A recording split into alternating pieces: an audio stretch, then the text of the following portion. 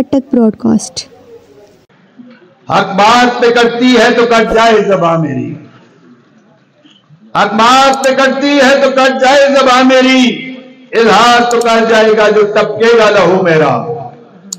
اب میں دعوت خطاب دینے جا رہا ہوں پاکستان مسلم لیگ نون سابق چیئرمین بلدیہ اٹک شیخ ناصر محمود صاحب کو تو اسٹیج پہ آئے اور اپنے خیالات کے اظہار کریں۔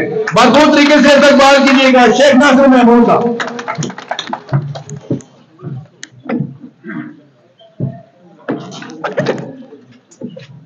نحمدہ و نصلی علی رسولہ الکریم،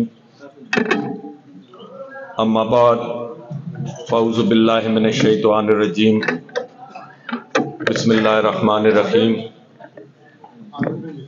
میرے انتہائی قابل احترام میرے بھائی جناب ملک حمید اکبر صاحب، امیدوار PP3، اور میرے بڑے بھائی جناب سلیم شہزاد صاحب ڈسٹرکٹ پریزیڈنٹ، شانی صاحب یہاں پر تشریف فرما ہیں، ہمارا بیٹا بھتیجا حمزہ بیٹھا ہے، اور دیگر میرے بھائی تشریف فرما ہیں، شانی بھائی ہیں، عبداللہ خان صاحب ہیں، اور اتنے پیارے بھائی سٹیج پر جو تشریف فرما ہیں، میرے سامنے جو ہمارے بھائی تشریف فرما ہیں، سب کی خدمت میں میرا سلام، اور شروع کرتا ہوں رب کائنات کے بابرکت نام سے کہ جو مالک خالق رازق ہے تمام جہانوں کا، اور لاکھوں کروڑوں درود و سلام اس رحمت کائنات صلی اللہ علیہ وآلہ وسلم پر کہ جن کی مقدس ہستی پاک ذات وجہ تخلیق کائنات ٹھہری۔ سلام پیش کرتا ہوں، خراج عقیدت پیش کرتا ہوں صحابہ کرام، اہل بیت، تابعین، تبع تابعین کی خدمت میں کہ جن کے طفیل آپ صلی اللہ علیہ وآلہ وسلم کے وصال کے بعد اسلام کا یہ نور عرب کے ریگزاروں سے اٹھ کر بر صغیر پاک و ہند کی اس دھرتی تک پہنچا، اور پھر میں سلام پیش کرتا ہوں، خراج عقیدت پیش کرتا ہوں اولیاء کرام، علماء کرام، مدارس کے طلباء و اساتذہ کی خدمت میں کہ جنہوں نے اسلام کے اس نور کی شمع کو شمع سے جلائے رکھا، اور آج 1400 سال گزرنے کے بعد بھی میں اور آپ سب بحیثیت مسلمان بفضل تعالی یہاں پر بیٹھے ہوئے، اور پھر میں سلام پیش کرتا ہوں، خراج عقیدت پیش کرتا ہوں بر صغیر پاک و ہند کہ اس عظیم عاشق رسول کی خدمت میں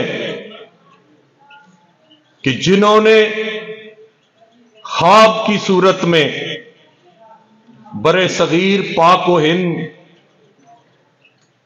کی اس دھرتی پر پاکستان کا مطلب کیا، لا الہ الا اللہ محمد رسول اللہ کے نام پر ایک خطہ ارضی حاصل کرنے کا خواب دیکھا۔ میری مراد اس عاشق رسول علامہ اقبال رحمہ اللہ علیہ کی، اور پھر میں کیوں نہ سلام پیش کروں، خراج عقیدت پیش کروں اس علی عظیم لیڈر کی خدمت میں کہ جس کو اپنی مدبرانہ اور قائدانہ صلاحیتوں کے بنیاد پر قائد اعظم نام محمد علی جناح، لیکن خطاب ملا قائد اعظم، سب سے بڑا قائد۔ پھر انہوں نے اس خواب کو عملی جامہ پہنایا اور پھر یہ ہمیں ملک پاکستان ملا۔ پھر میں کیوں نہ خراج عقیدت پیش کروں، سلام پیش کروں کہ دنیا کی دوسری ایسی ریاست، پہلی ریاست مدینہ طیبہ جو کہ لا الہ الا اللہ محمد رسول اللہ کے نام پر بنی، اور پھر دوسری ریاست جو کلمہ طیبہ کے نام پر بنی وہ پاکستان تھی دنیا میں۔ اور پھر میں اس قائد کو کیوں نہ خراج عقیدت پیش کروں، سلام پیش کروں، جو دنیا کی اس دوسری ریاست کو جو کلمہ طیبہ کے نام پر حاصل کی گئی، اسے دنیا کی پہلی اسلامی ایٹمی قوت بنا دیا۔ میری مراد میرے قائد جناب میاں نواز شریف صاحب سے۔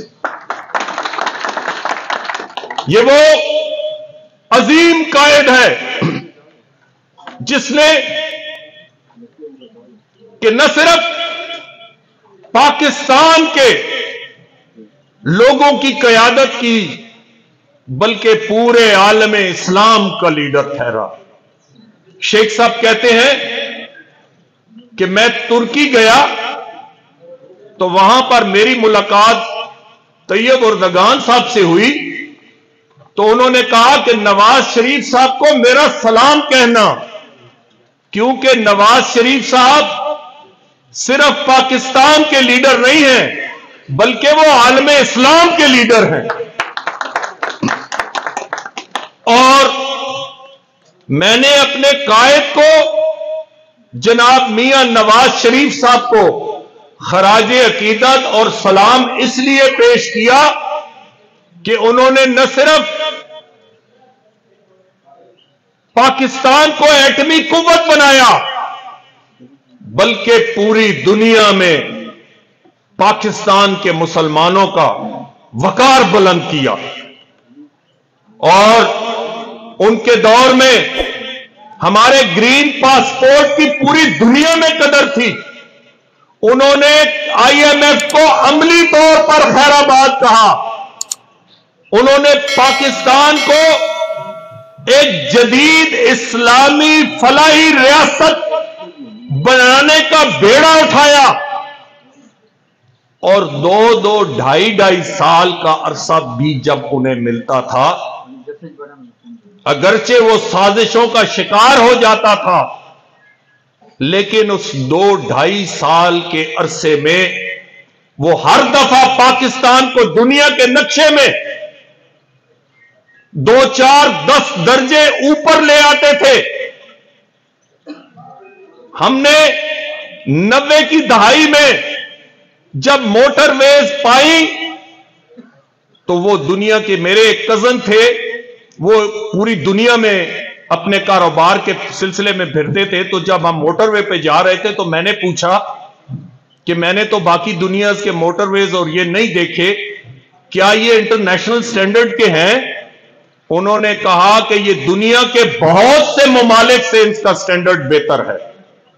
اس غریب ملک کو جو قرضوں میں جکڑا ہوا تھا، اس کو پورے پاکستان کو شاہراہ کے ذریعے ملایا، کیونکہ میاں نواز شریف صاحب یہ جانتے تھے کہ ممالک میں ترقی کس طرح پھیلی جاتی ہے۔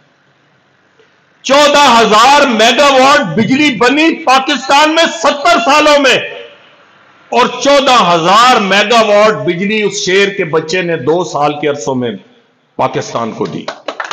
اور پاکستان کو آپ کو یاد ہوگا جب پیپلز پارٹی کی حکومت تھی 2013 سے پہلے 18 گھنٹے کی لوڈ شیڈنگ آپ کو یاد ہے؟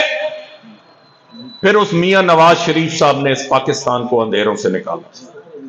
अब पाकिस्तान माशी तौर पर इतना कमजोर हो चुका है कि अगर मियां नवाज शरीफ साहब जैसी क़यादत मुयस्सर नहीं आती तो हमारे इन बच्चों को बेरोजगारियों से कोई नहीं निकाल सकता। वजह यह है कि हम सब लोगों की नजरें होती हैं सरकारी जॉब्स पर। सरकारी नौकरियां पूरे जिले में इतनी नहीं होती जितना सरवाला, शकरदरा, ये माड़ी शीबाग, ये यहां के बेरोजगार बच्चों को अगर आप नौकरियां दे दो तो पूरे जिला की नौकरियां खत्म हो जाएगी, बाकी जिला कहां जाएगा। नौकरियां बेरोजगारों की तब खत्म होंगी जब इस मुल्क में इंडस्ट्री लगेगी, मोटरवेज के प्रोजेक्ट कंप्लीट होंगे, चाइना की कॉरिडोर मुकम्मल होगी, गवादर की पोर्ट जो है वो नए सिरे से काम करना शुरू करेगी, तब जाकर ये बेरोजगारी खत्म होगी।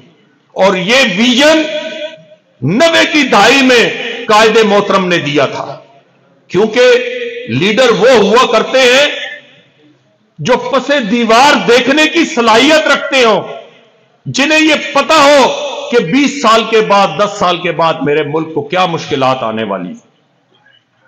और अगर मियां नवाज शरीफ साहब, मैं ये दावे से कहता हूं कि इंशाअल्लाह मियां नवाज शरीफ साहब ही वो क़यादत है जो इस मुल्क को बहरानों से निकालेगी। लेकिन मियां नवाज शरीफ साहब कैसे आएंगे? पंजाब में मुस्लिम लीग नून की हुकूमत कैसे बनेगी? वो तबलीगी जमात वाले कहते हैं ना कि इसके लिए फिर हम और आप सबको मेहनत की जरूरत है। वो मेहनत कोई इतनी बड़ी मेहनत नहीं है। मेहनत सिर्फ ये है कि 8 फरवरी को आप यहां पर जो तशरीफ फरमा है और उन बहनों को जो मियां नवाज शरीफ की गैस से चूल्हे जला रही हैं, उन्होंने सिर्फ एक काम करना है। हम रोज शहर जाते हैं, हम रोज अपने कामों के सिलसिले में पिंडी लाहौर जाते हैं, लेकिन मुल्क के लिए सिर्फ हमने एक काम करना है, और वो ये काम है कि 8 फरवरी को आप में से किसी भाई ने शेख आफ्ताब और हमीद अकबर की गाड़ी का इंतजार नहीं करना कि कोई गाड़ी आएगी और हमें पोलिंग स्टेशन तक लेकर जाएगी। हमने इस मुल्क के लिए, इस पाकिस्तान के लिए, अपने बच्चों के मुस्तकबिल के लिए 8 फरवरी को बाहर निकलना होगा और जाकर शेर पर मोहर लगानी होगी। और यही वो इंतकाम होगा उन लोगों से जिन्होंने इस मुल्क को उजाड़ा। यही वो इंतकाम होगा उन लोगों से जिन्होंने रियासत मदीना के नाम पर बीच चौक में जाकर मेरी मां, बहनों और बच्चियों को जाकर नचाया। वो कौम की बेटियां थीं, वो मेरी भी बहनें थी, वो आपकी भी बहनें थी। क्या वकार गया कि नशे में धुत मां और बहनों को वहां पर नचाया गया, और वो सिर्फ इसलिए था कि वो चाइना का वजीर आजम आ रहा था सी पैक का बुनियाद रखने के लिए, उसको सैबोटाज करने के लिए था। तो हमने ये इंतकाम सोशल मीडिया पर उनकी बदतमीजियों का नहीं लेना। हमें इंशाअल्लाह मैं ये इतनी तमहीद बांधी थी इस्लाम के नाम पर, हम इंशाअल्लाह दिलो जान से मुस्लिम लीगी हैं, हम दिलो जान से पाकिस्तानी हैं। हमने गाली का जवाब गाली से नहीं देना। मेरा भाई हमीद अकबर भी कहता होता है कि मैं सोशल मीडिया पर बदतमीजियों और इंतकाम लेने का कायल नहीं हूं।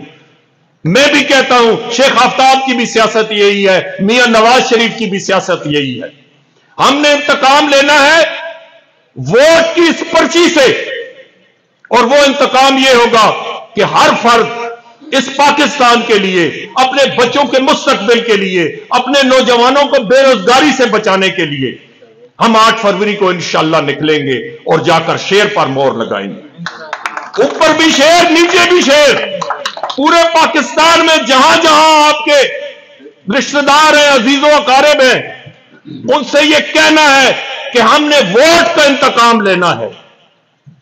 اور پھر انشاءاللہ مجھے یہ یقین ہے کہ جب ہم میں یہ شعور آئے گا، کیونکہ یہ ووٹ کی پرچی معمولی پرچی نہیں ہے، یہ وہ پرچی ہے جو ہم نے 1947 میں کانگریس کے بجائے مسلم لیگ کو دے کر قائد اعظم محمد علی جناح کے ہاتھ میں پکڑائی تھی تو آپ کو پاکستان مل گیا تھا۔ اور جب 1971 میں ہم نے اس پرچی کا، میاں نواز شریف صاحب کہتے تھے نا ووٹ کو عزت دو، یہ ووٹ کو عزت نہ دینے سے ساری تباہی پھیلی ہمارے ملک میں۔ 1971 میں اگر ذوالفقار علی بھٹو شیخ مجیب الرحمان کی اکثریت کو تسلیم کر لیتے اور ووٹ کی اس پرچی کا تقدس بحال رکھتے تو آج پاکستان 2 لخت نہ ہوتا، آج بنگلہ دیش نہ بنتا۔ یہ وہ عظیم پرچی ہے، آپ نے اس پرچی کے تقدس کو جاننا ہے۔ اور انشاءاللہ مجھے یہ یقین ہے، ذرا ایک قدم ایک سٹیپ میں نیچے آتا ہوں۔ یہ تو تھی لیڈرشپ کی بات، اب ذرا لوکل سطح پر ہم اپنے لیڈران کا تقابل کرتے ہیں۔ وہ یہ ہے کہ جب بھی شیخ آفتاب آتا ہے، اس حلقے میں تعمیر و ترقی کے کام شروع ہو جاتے ہیں، کسی شخص سے تھانہ کچہری کا انتقام نہیں لیا جاتا۔ یہاں پر پاکستان میں ایسے حلقے بھی موجود ہیں جن میں سے لوگ وزیر اعظم بنے، جن میں سے لوگ صدر پاکستان بنے، لیکن پورے پاکستان میں کوئی ایسا حلقہ نہیں ہے جس میں 100% ہر دیہات میں گیس موجود ہو، بجلی موجود ہو۔ اور وہ صرف حلقہ ہے تو ہے NA 49 شیخ آفتاب کا حلقہ ہے، جس میں پورے ضلع میں سوئی گیس موجود ہے۔ یہ ہے وہ تعمیر و ترقی، یہ ہے وہ سیاست جو عوام کی خدمت کی سیاست ہے، اور وہ پارٹی کا وفادار ہے، اور وہ ہمیشہ پارٹی کے ساتھ رہا ہے۔ اور اگر آپ نے انشاءاللہ، اگر نہیں آپ انشاءاللہ 8 فروری کو لگائیں گے شیر پر مور، آپ کے چہرے بتا رہے ہیں مجھے انشاءاللہ۔